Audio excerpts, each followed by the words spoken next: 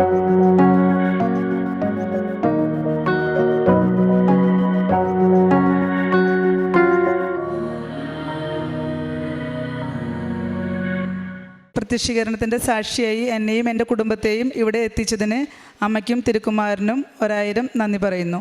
എൻ്റെ പേര് ജൂലി, ഇതെൻ്റെ ഹസ്ബൻഡ് ജിനീഷ്, എൻ്റെ മകൾ ജുവൽ, എൻ്റെ മകൻ ജീസക്. ഞാൻ ആദ്യമായി കൃപാസനത്തെക്കുറിച്ച് ഞാൻ ഒരുപാട് കേട്ടിട്ടുണ്ട്. പക്ഷേ എനിക്ക് കൃപാസനത്തിൽ നിന്നും ആദ്യമായിട്ട് എൻ്റെ സിസ്റ്റർ ഇൻ ലോ എനിക്കൊരു ലോക്കറ്റ് തന്നിട്ടുണ്ടായിരുന്നു.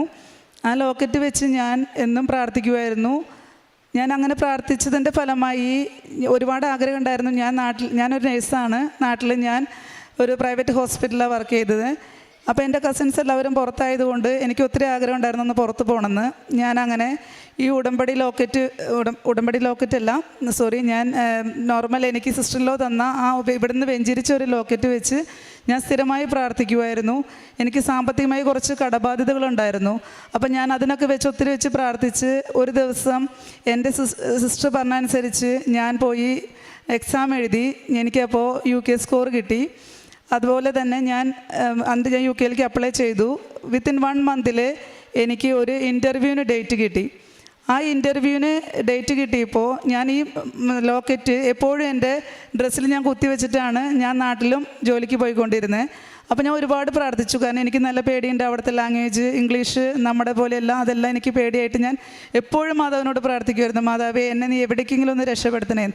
അങ്ങനെ പ്രാർത്ഥിച്ച് ആ ഇൻ്റർവ്യൂ ടൈമിലും ഞാൻ ഈ ലോക്കറ്റ് മുറുകെ പിടിച്ച്, ഓൺലൈൻ ഇൻ്റർവ്യൂ ആയിരുന്നു, വീഡിയോ കോളിൽ ഞാൻ ഇൻ്റർവ്യൂ അറ്റൻഡ് ചെയ്തു. എനിക്ക് വലിയ ബുദ്ധിമുട്ടൊന്നും തോന്നിയില്ല. നെക്സ്റ്റ് ഡേ അവരെനിക്ക് എന്നോട് പറഞ്ഞു, നീ ഓക്കെ ആണ്, നിനക്ക് ഓഫർ ലെറ്റർ എനിക്ക് അയച്ചു തന്നു. അത് കഴിഞ്ഞ് ഞാൻ എൻ്റെ ഹോസ്പിറ്റലിൽ ഞാൻ റിസൈൻ വെച്ചു 1 മന്ത്. അങ്ങനെ ഞാൻ വിത്തിൻ 1 മന്തിൽ എൻ്റെ എല്ലാ പേപ്പർ വർക്കും പരിശുദ്ധ അമ്മയുടെയും തിരുക്കുമാരൻ്റെയും അനുഗ്രഹത്താൽ എനിക്കെല്ലാം ശരിയായി. ഞാൻ 2022 മാർച്ച് 27 ഞാൻ UK പോയി. അവിടെ ചെന്ന് ഒരാഴ്ച കഴിഞ്ഞപ്പോൾ തന്നെ എനിക്ക് ജോലിയിൽ ജോയിൻ ചെയ്യാൻ പറ്റി. അത് 3 മാസത്തിനുള്ളിൽ എനിക്ക് ഹസ്ബൻഡിനെയും മകളെയും അവിടേക്ക് കൊണ്ടുപോകാനും പറ്റി. അങ്ങനെ അവിടെ നിൽക്കുമ്പോൾ എൻ്റെ കൂടെ എൻ്റെ റൂമിലുണ്ടായിരുന്നൊരു കുട്ടി, അവൾ കൃപാസനത്തിൻ്റെ ഉടമ്പടിയിലായിരുന്നൊരു കുട്ടിയാണ്, ലിനി എന്ന് അവളുടെ പേര്. അവൾ വഴി എനിക്ക് ഉടമ്പടി ലോക്കറ്റും ഉപ്പും ഇത് തൈലെല്ലാം അവളുടെ കയ്യിലുണ്ടായിരുന്നു. അപ്പോൾ അവൾ എപ്പോഴും എന്നോട് പറയും, ഇത് കൈമാറാൻ പറ്റില്ല, പക്ഷേ നിനക്ക് വേണമെന്നുണ്ടെങ്കിൽ നീ പ്രാർത്ഥിക്കണമെങ്കിൽ ഞാനിവിടെ തിരികെത്തിച്ച് വെച്ചിട്ടുണ്ട്, രാവിലെ നിനക്ക് വൈകുന്നേരവും പ്രാർത്ഥിക്കാമെന്ന്. ഞാനപ്പോൾ അവളുടെ കൂടെ എന്നും പ്രാർത്ഥിക്കും. അങ്ങനെ എനിക്ക് കൃപാസനത്തിൽ വരണം എന്നുള്ളൊരാഗ്രഹം ഒരുപാട് എന്നിലേക്ക് വന്നു. അങ്ങനെ എനിക്ക് ഒരുപാട് സാമ്പത്തിക പ്രശ്നങ്ങളും രോഗാവസ്ഥകളും എല്ലാം വന്നപ്പോൾ ഞാൻ 2023 ജനുവരിയിൽ ഞാൻ ഓർത്തു, എനിക്ക് ഇങ്ങടേക്ക് വരാൻ പറ്റാത്തതുകൊണ്ട് ഓൺലൈൻ ഉടമ്പടി എടുക്കാം എന്ന്. ഞാൻ അച്ഛൻ്റെ ക്ലാസ്സുകളൊക്കെ ഇങ്ങനെ യൂട്യൂബിൽ കണ്ടപ്പോൾ ഞാൻ ഓൺലൈൻ ഉടമ്പടി എടുക്കാമെന്ന് തീരുമാനിച്ചു. അങ്ങനെ ഞാൻ ഓൺലൈൻ ഉടമ്പടി എടുത്തു. ഞാൻ 6 നിയോഗങ്ങൾ അതിനകത്ത് വെച്ചിട്ടുണ്ടായിരുന്നു. അപ്പോൾ ഞാൻ എന്നും ഉടമ്പടിയിലല്ലെങ്കിലും ഞാൻ രാവിലെ നീലത്തിരിയും വൈകുന്നേരം പച്ചത്തിരിയും അവൾ കത്തിച്ച് പ്രാർത്ഥിക്കുമ്പോൾ അവളുടെ കൂടെ പ്രാർത്ഥിക്കും. അങ്ങനെ ഓൺലൈൻ ഉടമ്പടി എടുത്തിട്ട് ഞാൻ അതിനകത്ത് 6 നിയോഗങ്ങൾ വെച്ചത് ആദ്യം തന്നെ എൻ്റെ വീട് വിൽപ്പനയുടെ കാര്യത്തിനായിരുന്നു. കാരണം ഒരു 9 വർഷത്തോളമായിട്ട് ഞങ്ങളൊരു വീട് വാങ്ങിയതിന് ശേഷം ഞങ്ങളുടെ തറവാട് വീട് വിൽക്കാൻ പറ്റാതെ 9 വർഷമായി അത് കിടക്കുമായിരുന്നു. ഒരുപാട് പേര് വന്ന് നോക്കി, ഒന്നെങ്കിൽ പൈസ കൊണ്ടാവില്ല. അങ്ങനെ ഇരിക്കുമ്പോൾ ഞങ്ങളുടെ അപ്പച്ചന് ക്യാൻസർ എന്നുള്ള രോഗം പിടിപെട്ടു. ആ സമയത്ത് സാമ്പത്തികമായി വളരെ പിന്നോക്കത്തിലേക്ക് പോയപ്പോൾ ഞങ്ങൾ വീണ്ടും കിട്ടിയ വിലയ്ക്ക് അത് കൊടുക്കാമെന്ന് തീരുമാനിച്ചു.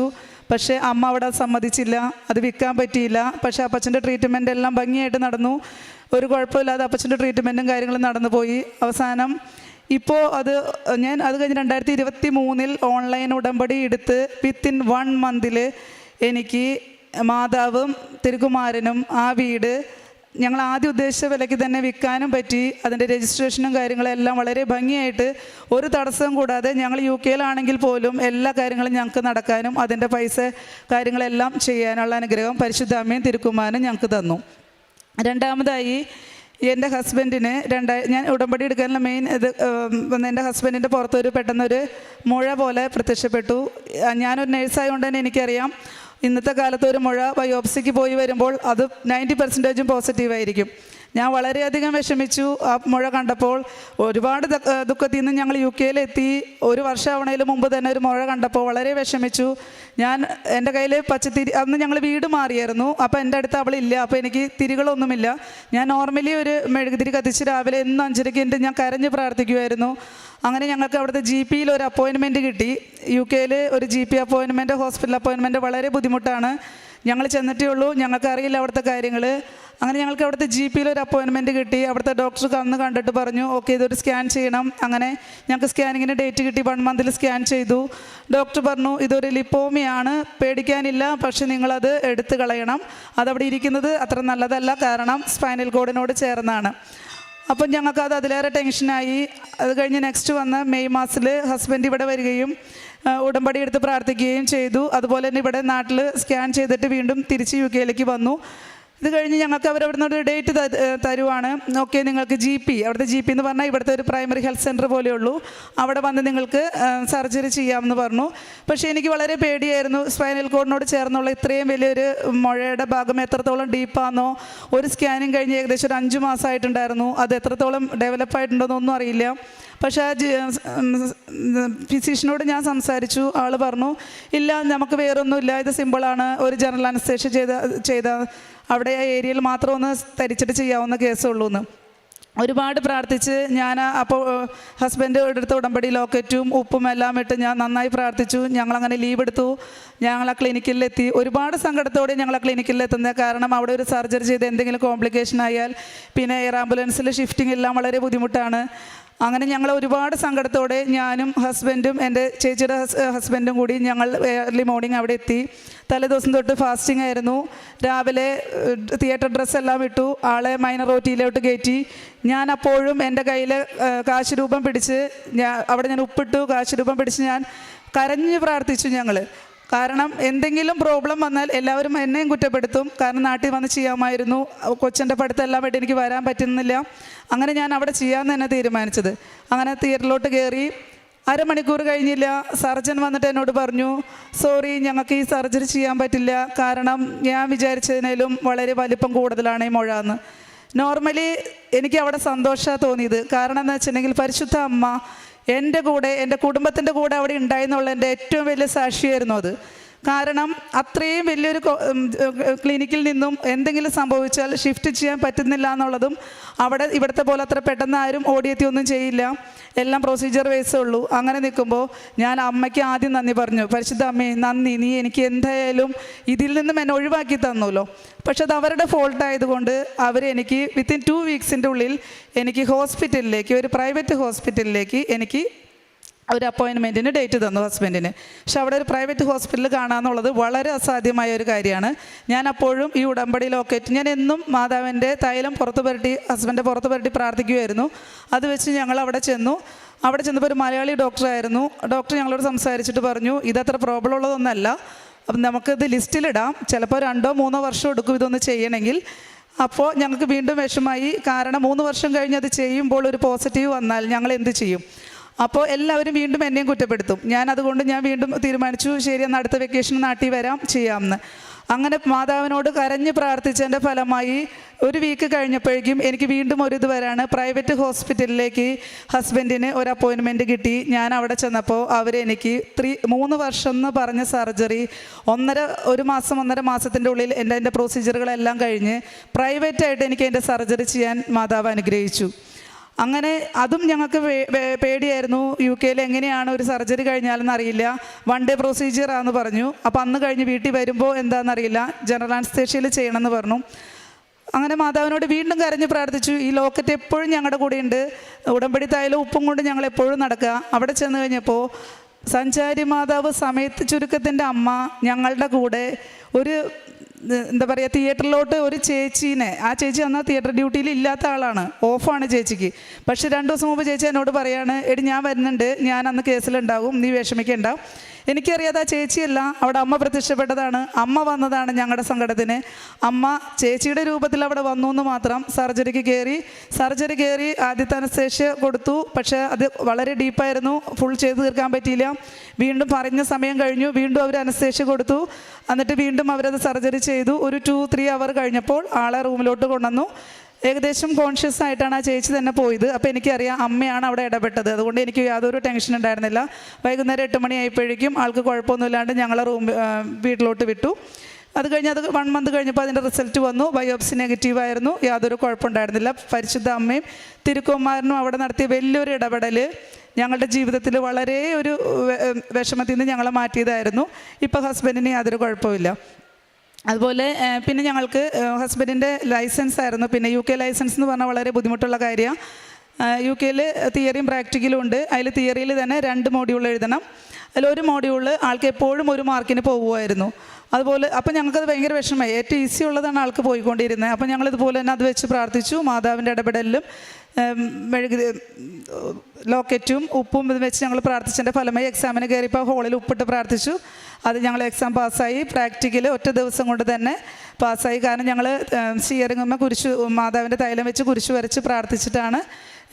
വേറൊരു ഇംഗ്ലീഷ് എക്സാമിനറാണ്. എന്നിരുന്നാൽ പോലും ഒരു കുഴപ്പമില്ലാതെ ആളൊരു 15 മിനിറ്റാണ് ഡ്രൈവ് ചെയ്യിപ്പിച്ചുള്ളൂ. അത് കഴിഞ്ഞ് ആൾ പറഞ്ഞു ഓക്കെ നീ ഫിറ്റാന്ന് പറഞ്ഞു. അങ്ങനെ ലൈസൻസ് കൊടുത്തു. അതുപോലെ തന്നെ എൻ്റെ ഓസ്കി എക്സാം ഞങ്ങൾക്ക് UK ചെന്നിട്ടാണ് ഓസ്കി എക്സാം എഴുതേണ്ടത്. ഞാൻ ആ എക്സാം എഴുതിയപ്പോഴതുപോലെ തന്നെ ഞാൻ മാതാവിനോട് പറഞ്ഞു, മാതാവേ വളരെ ബുദ്ധിമുട്ടുള്ള എക്സാമാണ്, വളരെ ചിലവ് ഇതാണ്, അപ്പം ഞങ്ങൾക്ക് വേറെ സ്ഥലത്ത് പോയിട്ടൊക്കെ എഴുതണം. അപ്പം മാതാവ് എനിക്ക് ഇതുപോലെ കാശ് രൂപവും ഉപ്പും തൈലം എല്ലാം വെച്ചിട്ടാണ് ഞാൻ പോയത്.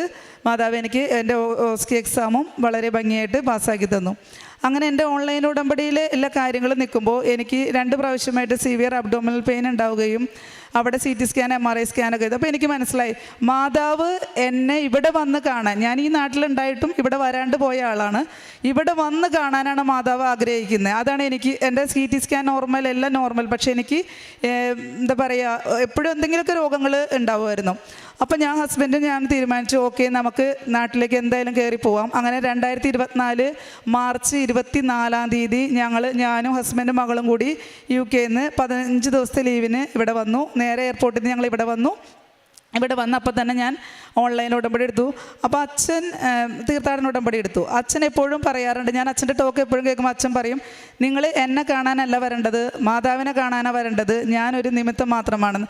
അപ്പം ഞാൻ ഓർത്തു, അന്ന് ഒരു ഓശാന ഞായറാണ്, എനിക്കറിയാം ഇവിടെ വന്ന് അച്ഛനെ കാണാൻ പറ്റില്ല എന്ന് 2024. ഞാൻ ഒത്തിരി പ്രാർത്ഥിച്ചു, എനിക്ക് വളരെ ആഗ്രഹം ഉണ്ടായിരുന്നു അച്ഛനെ കാണണമെന്ന്, പക്ഷെ അച്ഛനെ കാണാൻ പറ്റിയില്ല. ഞാനിവിടെ വന്നു ഓൺലൈൻ തീർത്ഥാടന ഉടമ്പടി എടുത്തു. ഞാൻ അന്ന് ഇവിടെ ഓശാന ഞായറാഴ്ചത്തെ കുർബാന കണ്ടു, തീർത്ഥാടന ഉടമ്പടി എടുത്തു. ഞാനും ഹസ്ബൻഡും മകളും കൂടി വന്നിട്ട് ഇവിടുന്ന് ഞങ്ങൾ തിരിച്ച് ഉടമ്പടി ഞാൻ 6 നിയോഗങ്ങൾ വെച്ചു. ഞങ്ങൾ ഇവിടുന്ന് തിരിച്ചു പോയി. ഇവിടുന്ന് പോയി ഒരു 15 ദിവസം കഴിഞ്ഞ് 12 ദിവസം ലീവ് കഴിഞ്ഞ് ഞങ്ങൾ നാട്ടിലെത്തിയത്. UK ഞങ്ങൾ തിരിച്ചെത്തിയത്. UK എത്തിക്കഴിഞ്ഞപ്പോൾ ഞങ്ങൾ പത്രം ഉണ്ടായിരുന്നു ഞങ്ങളുടെ കയ്യിൽ. ആദ്യമായിട്ട് ഞങ്ങളിവിടെ ഓൺലൈൻ ഉടമ്പടി തീർത്ഥാടന ഉടമ്പടി എടുത്തപ്പോഴാണ് ഞങ്ങൾക്ക് പത്രം കിട്ടിയത്.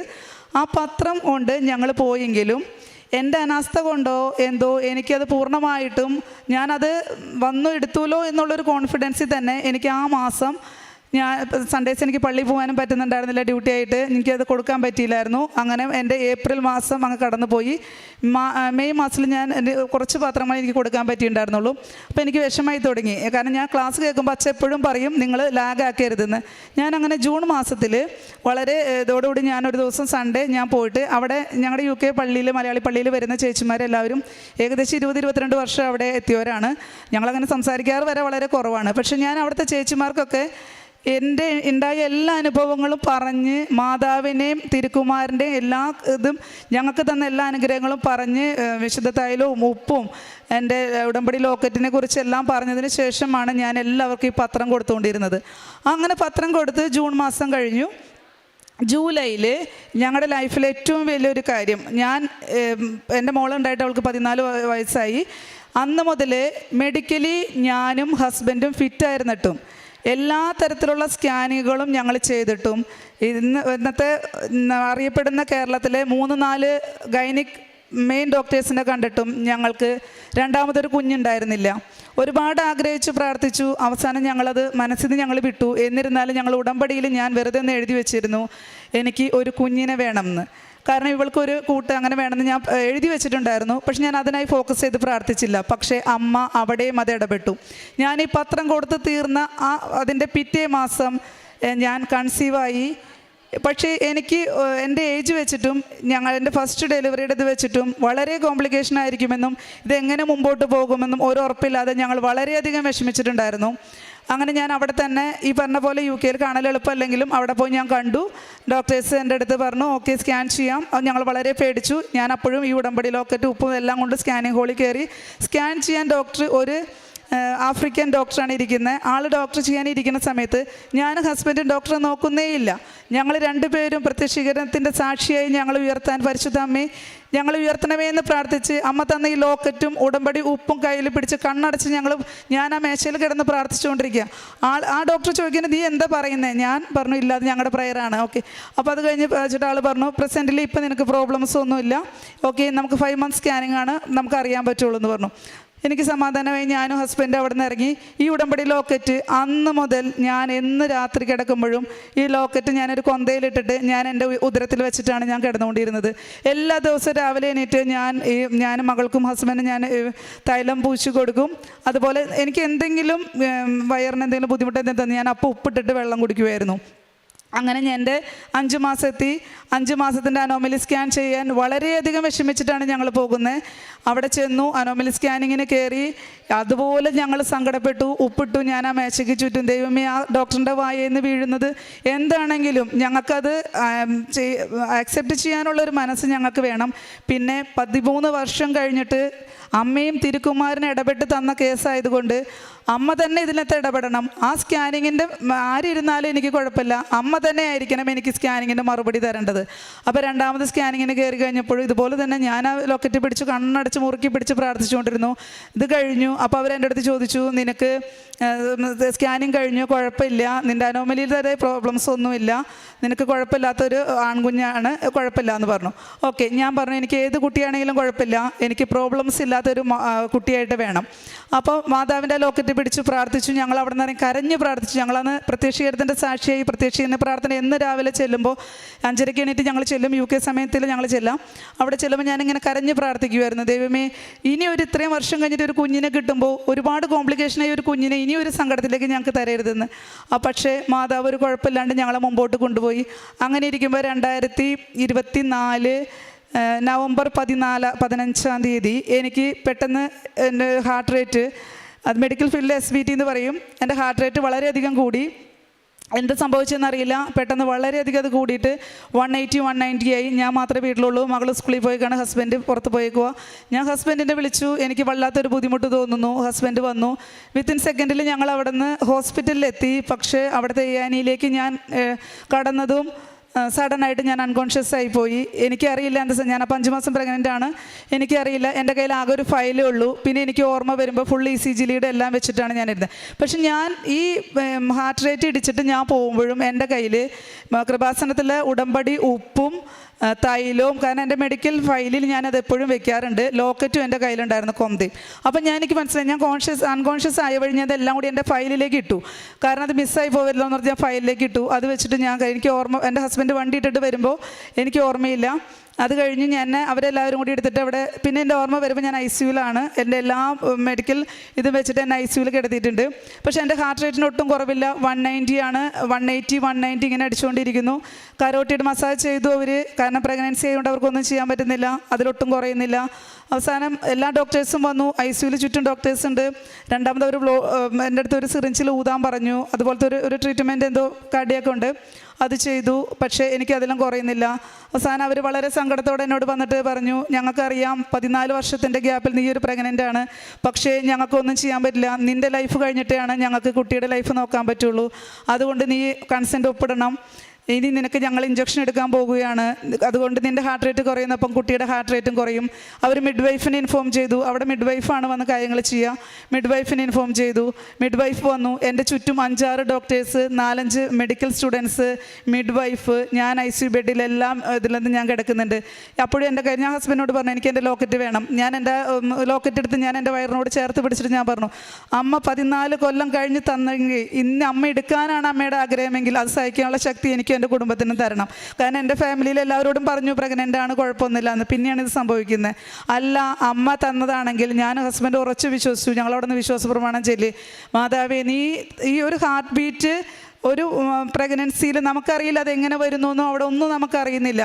അങ്ങനെ ഇരിക്കുമ്പോൾ 5 മാസം വരെ ഈ ഹാർട്ട് ബീറ്റ് എൻ്റെ കഴിവ് കൊണ്ടോ എൻ്റെ ഹസ്ബൻഡിൻ്റെ കഴിവ് കൊണ്ടോ ഇന്നത്തെ ഒരു മെഡിക്കൽ ശാസ്ത്രത്തിലോ അല്ല ഉണ്ടായത്. അമ്മയും അമ്മയുടെ തിരുക്കുമാരൻ ഇടപെട്ടതാണ്. ആ അമ്മയ്ക്ക് എൻ്റെ ഹാർട്ട് റേറ്റ് കുറയ്ക്കുന്നൊപ്പം എൻ്റെ മകൻ്റെ ഹാർട്ട് റേറ്റിനെ പിടിച്ചു നിർത്താൻ പറ്റുമെന്ന് ഞാനും എൻ്റെ ഹസ്ബൻഡ് അവിടെ നിന്ന് ഉറച്ച് വിശ്വസിച്ച് പ്രാർത്ഥിച്ചു. എനിക്കവർ ഇഞ്ചക്ഷൻ എടുത്തു. ഞാൻ പക്ഷേ അതിലൊന്നും എനിക്കങ്ങനെ ഒരു ടെൻഷൻ തോന്നിയില്ല. എൻ്റെ ഇഞ്ചക്ഷൻ കഴിഞ്ഞു, അരമണിക്കൂർ കഴിഞ്ഞു, എൻ്റെ ഹാർട്ട് റേറ്റ് കുറഞ്ഞുകൊണ്ടിരിക്കുന്നു. മിഡ് വൈഫ് വന്നിട്ട് എൻ്റെ അടുത്ത് പറഞ്ഞു, നീ വിഷമിക്കണ്ട, അങ്ങനെയാണെങ്കിൽ അത് ദൈവത്തിൻ്റെ ഇഷ്ടം. പക്ഷെ അത് ഇംഗ്ലീഷ് നാടാണ്, അവർക്ക് അങ്ങനെ നമ്മുടെ ഇങ്ങനത്തെ വിശ്വാസങ്ങളൊന്നുമില്ല. അപ്പോൾ എൻ്റെ കയ്യിൽ ലോക്കറ്റ് കണ്ടപ്പോൾ ആൾ എൻ്റെ അടുത്ത് ചോദിച്ചു, ഇത് എന്തുവാന്ന്. ഞാൻ പറഞ്ഞു, ഇത് ഞങ്ങളുടെ ഒരു മാതാവാണ്, ഇങ്ങനെയാണ്. പക്ഷെ എനിക്കൊന്നും പറയാൻ, എൻ്റെ ഹാർട്ട് അത്ര ഫാസ്റ്റിൽ ഇടിച്ചുകൊണ്ടിരിക്കുകയാണ്. അപ്പോൾ എൻ്റെ ചേച്ചി അവിടെയുണ്ട്, അവരെല്ലാവരും വന്നു.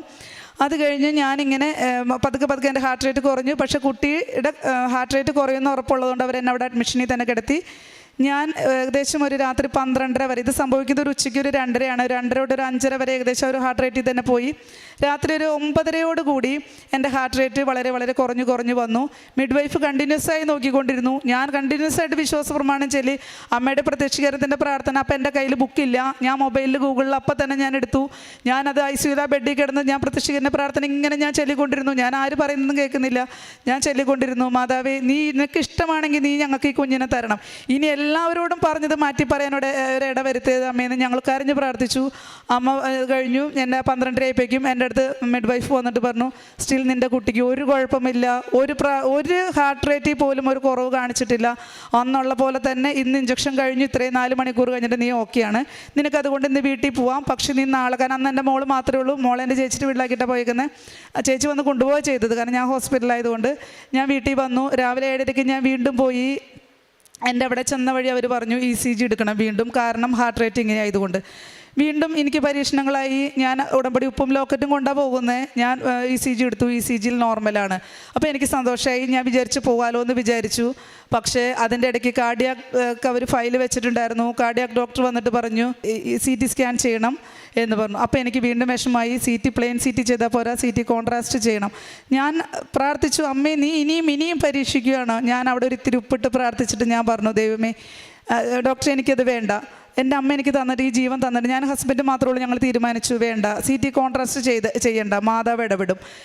അപ്പോഴത്തെ എൻ്റെ ECG നോർമലാണ്. അങ്ങനെ എനിക്ക് മാതാവ് CT ചെയ്യാതെ അവിടെ ഡോക്ടർ എഴുതി വെച്ചു. പക്ഷെ എനിക്ക് ചെയ്യേണ്ടി വന്നില്ല. അങ്ങനെ 8 മാസം എനിക്ക് ഡ്യൂട്ടിക്ക് പോകാൻ പറ്റി. 9ാമത്തെ മാസം എനിക്ക് അവർ തന്നെ ലീവ് തന്നു. അത് കഴിഞ്ഞ് മാർച്ച് 31, 2025 എൻ്റെ മോനെ ഡെലിവറി സിസേറിയൻ ആയിരുന്നെങ്കിൽ പോലും ഒരു കുഴപ്പമില്ലാത്ത നല്ലൊരു ആൺകുഞ്ഞിനെ തന്ന് മാതാവ് എന്നെ അനുഗ്രഹിച്ചു.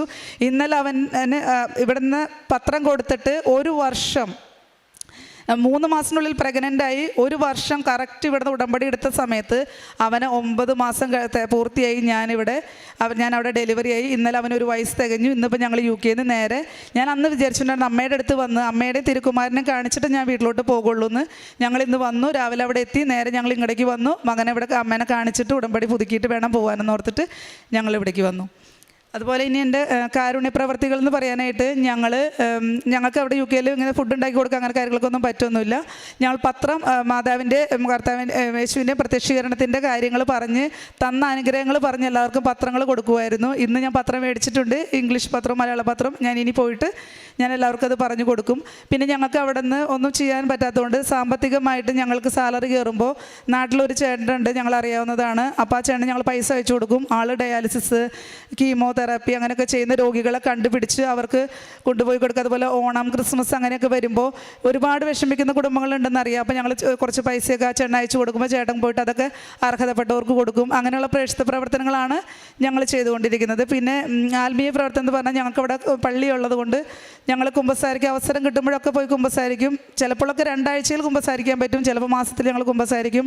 അതുപോലെ ദിവ്യബലിക്ക് പോകാൻ പറ്റുമ്പോഴൊക്കെ ദിവ്യബലിക്ക് പോകും. അല്ലാത്തപ്പോൾ വീട്ടിൽ തന്നെ ഞങ്ങൾ ഓൺലൈനിലാണെങ്കിലും മൊബൈലിൽ കാണും, TV-ലായാലും ഞങ്ങൾ കുർബാന കാണും. പിന്നെ നമുക്ക് കുടുംബ പ്രാർത്ഥനകൾ ഞങ്ങൾ ചെല്ലും. 5-രുടെ പ്രത്യക്ഷീകരണ പ്രാർത്ഥന ചെല്ലും. അച്ഛൻ്റെ ഡെയിലി ബ്രെഡ് ഞങ്ങൾ ഒരു ദിവസം പോലും മുടങ്ങാതെ രാവിലെ ഞങ്ങളത് ഇടുകയും, ഞാൻ എൻ്റെ ഫോണിൽ എപ്പോഴും ഞാൻ സ്റ്റാറ്റസ് ഇടും. അതുപോലെ ഡെയിലി ബ്രെഡ് ഞാൻ മാത്രമല്ല ഞങ്ങൾ എല്ലാവരും അത് കൂടും. രാവിലെ ഞങ്ങളത് വെച്ചിട്ടാണ് ഞങ്ങളുടെ വീട്ടിൽ തുടങ്ങുക. അതുപോലെ ചൊവ്വാഴ്ചത്തെ അച്ഛൻ്റെ ധ്യാനം ഫുൾ അന്ന് തന്നെ കൂടാൻ പറ്റിയില്ലെങ്കിൽ പോലും ഞാൻ അച്ഛൻ്റെ ധ്യാനം കൂടും. അങ്ങനെയൊക്കെ ആയിട്ട് ഞങ്ങളോട് ഉണ്ട്. അതിനപ്പുറത്ത് എൻ്റെ മകൾ അവൾ പഠിക്കുന്ന സ്കൂളിൽ ക്രിസ്ത്യൻ സ്കൂളാണെങ്കിലും നമ്മുടെ പോലത്തുള്ള വിശ്വാസങ്ങളല്ല അവർക്ക്. എല്ലാം ഒരു മിറാക്കിൾ പോലെ സംഭവിക്കുന്നു ചിന്തിക്കുന്ന ആൾക്കാരാണ്. അപ്പോൾ അവളുടെ ആറിയിൽ വെച്ച് നടന്നൊരു അവളാണ് ആദ്യമായിട്ട് ഇതിൻ്റെ ഒരു സാക്ഷ്യം പറയാനായിട്ട് ഒരു ഇടവന്ന് ഞാൻ അവൾക്ക് കൊടുക്കും. എൻ്റെ പേര് ജുവൽ. അപ്പോൾ ഞാൻ പഠിക്കുന്ന ഒരു കാത്തലിക് സ്കൂളിലാണ്. അപ്പോൾ ഞങ്ങൾക്ക് അവിടെ ആറി എന്ന് പറയുന്നൊരു സബ്ജക്റ്റ് ഉണ്ട്.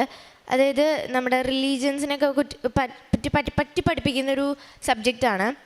അപ്പോൾ അന്ന് ആ ലെസൺ ഞങ്ങൾക്ക് മാതാവിനെ പറ്റിയായിരുന്നു. മാതാവും അതേപോലെ മാതാവിൻ്റെ ഓരോ പിൽഗ്രിമേജും അതൊക്കെയായിരുന്നു അന്നത്തെ ലെസൺ. അപ്പോൾ ടീച്ചേഴ്സ് ഞങ്ങളുടെ അടുത്ത് ഇങ്ങനെ ചോദിച്ചു, നിങ്ങൾക്ക് അറിയാവുന്ന പിൽഗ്രിമേജുകൾ ഏതൊക്കെയാണെന്ന് വെച്ചാൽ അത് എഴുതാൻ പറഞ്ഞു. അപ്പോൾ കുറേ കുട്ടികൾ ഇങ്ങനെ പല സ്ഥലത്ത് എഴുതി. അപ്പം എനിക്കറിയാവുന്ന ഒരെണ്ണമായിട്ട് ഞാൻ കൃപാസനം എഴുതിയിട്ടുണ്ടായിരുന്നു.